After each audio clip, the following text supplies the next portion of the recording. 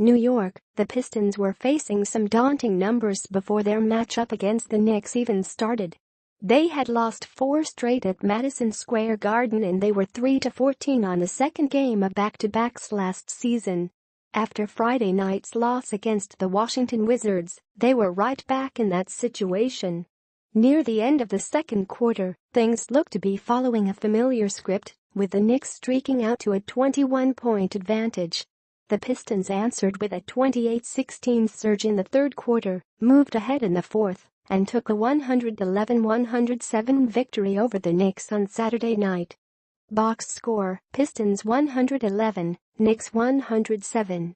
Tobias Harris had 31 points, and Andre Drummond 21 points, and 12 rebounds for the Pistons, who won for the first time at Madison Square Garden since April 15, 2015.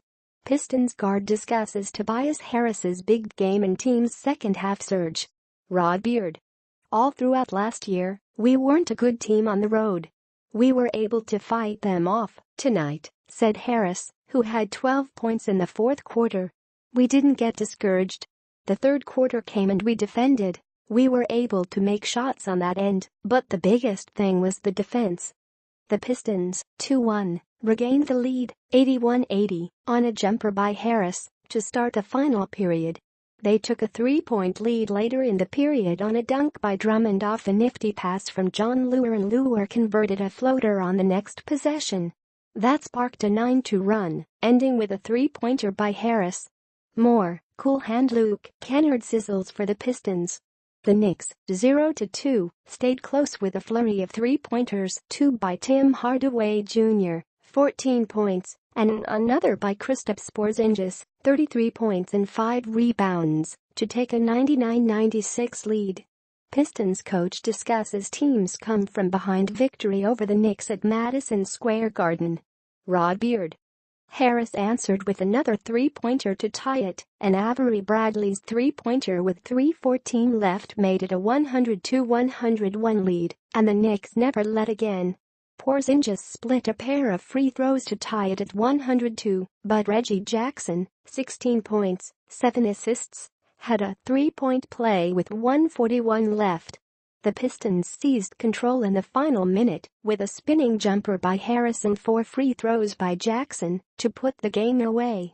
Porzingis dominated the first half with 23 points after the Pistons started with Stanley Johnson, 9 points, 8 rebounds, to defend him, an 8-inch differential favoring Porzingis, and went through all 4 power forwards before Anthony Tolliver finally had some success in slowing him down, holding him to 3 of 10 from the field in the final 2 periods. Pistons center on being comfortable while taking free throws. Rod Beard. He's 7'3" with crazy long arms, athleticism. He can shoot and dribble, Tolliver said. At the end of the day, in those situations, I go into it like I have nothing to lose. I'm going to go in there, play hard and make it as tough as possible with him. He's tall and kind of skinny, so I try to use my advantages, strength and physicality, and try to get underneath him and make it as tough as possible and deny him the ball. If he doesn't have the ball, he can't score. Van Gundy started the third quarter with Tolliver over Johnson, hoping to capitalize on the momentum, and it worked as the defense picked up and they cut into the deficit. After the Knicks pushed their lead to 57-36 following a 3-point play by Enes Nader, who had 17 points and 10 rebounds, the Pistons were in their largest hole in the game. Drummond followed with a 3-point play and then a tip-in, cutting the lead to 64-51 at halftime.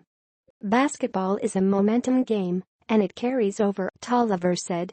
Coach put me in to see if I could bring a spark, and that is what I tried to do. That is what I did. Whenever you play with confidence in this game, good things happen.